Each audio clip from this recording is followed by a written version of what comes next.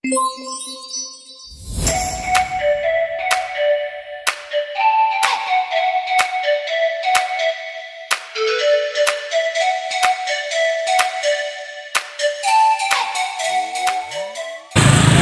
teman-teman, selamat pagi. Aku dari kelas 10-2 kelompok 3 Manula.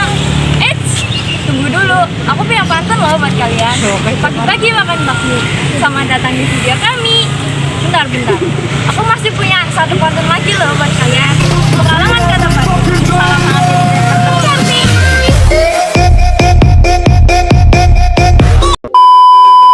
Oh ya, sebelumnya kalian belum kenal aku kan? Kenalin, aku Natania Chandra Wibowo, biasa dipanggilnya atau teman dekat aku biasa manggil aku Nini. Aku di sini sebagai reporter saya.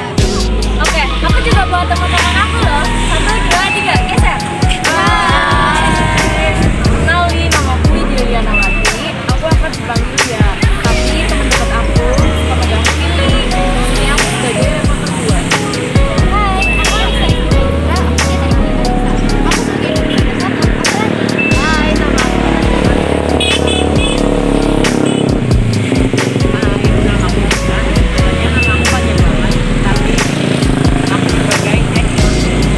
Hai, nama aku Ahmad Ali, biasa akrab dipanggil Dani. Aku di sini sebagai voice over.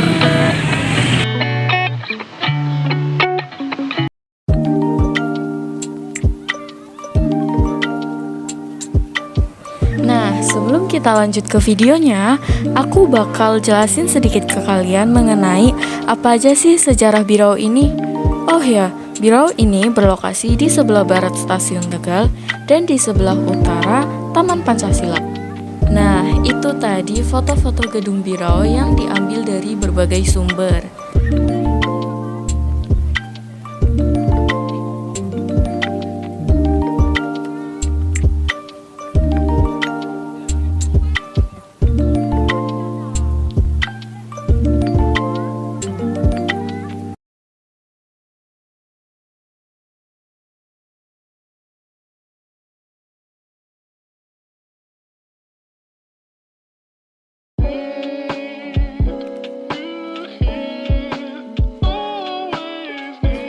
Berdasarkan dari sumber ayotegal.com, pada masa pendudukan Jepang tahun 1942 sampai 1945, Gedung Birau pernah dijadikan markas bala tentara Gedung Jepang Birau termasuk ini saat menjadi revolusi simbol kemerdekaan. perlawanan Terhadap pendudukan Jepang oleh para pemuda yang tergabung dalam Angkatan Muda Kereta Api atau AMKA.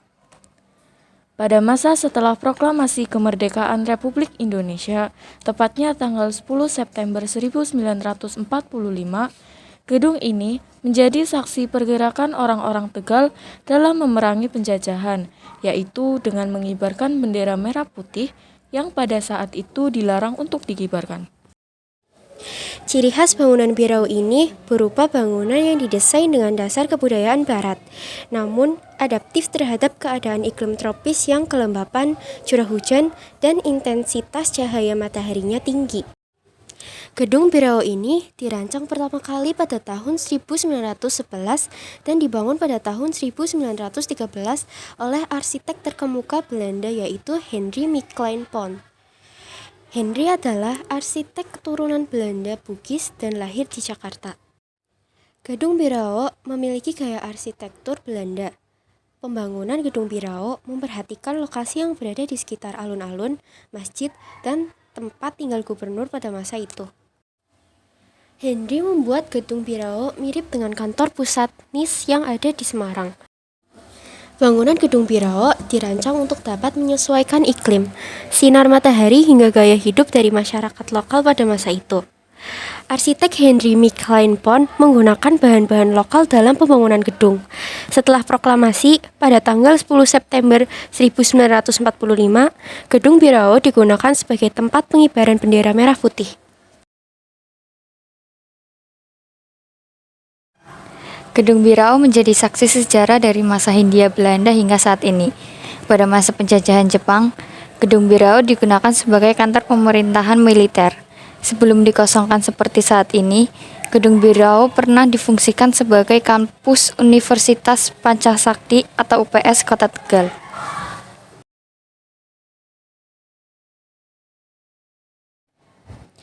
Kekuatan bangunan Gedung Birau ini menjadi dasar pijakan selanjutnya bagi McLean Pons, terutama berkaitan dengan adaptasi lingkungan dan iklim serta pemakaian bahan bangunan. Luas bangunan Gedung Birau kurang lebih 7.106 meter, berdiri di atas tanah seluas kurang lebih 11.000 meter. Panjang bangunan Birau ini 120 meter dengan lebar 42 meter dan tinggi 36 meter. Oh ya, kalian tahu nggak sih, Kepala Stasiun Tegal, Tarmudi, mengatakan bahwa gedung tua itu memiliki cerita mistis berdasarkan pengalaman orang-orang yang pernah bermalam di sana. Singkat cerita, suatu hari, seorang anggota pimpinan KAI pernah mencoba bermalam di gedung ini. Tapi beberapa jam kemudian minta pindah ke hotel. Beliau merasa ditarik-tarik oleh makhluk tak kasat mata. Kisah Tarmudi.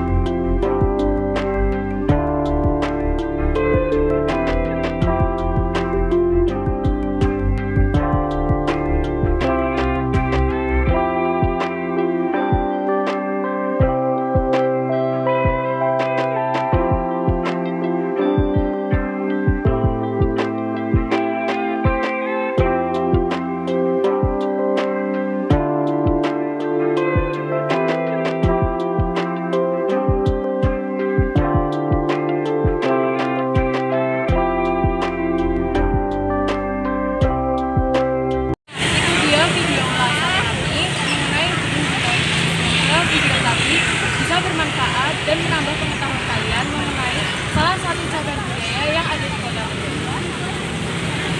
Satunya tidak nih. Mawar merah di pekarangan. Ingat Bapak itu habis besar. Maafkan ada segala kekurangan. Ada kesalahan silakan asal dan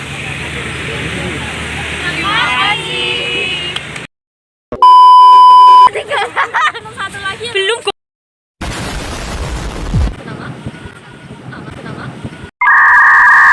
eh eh eh eh eh eh eh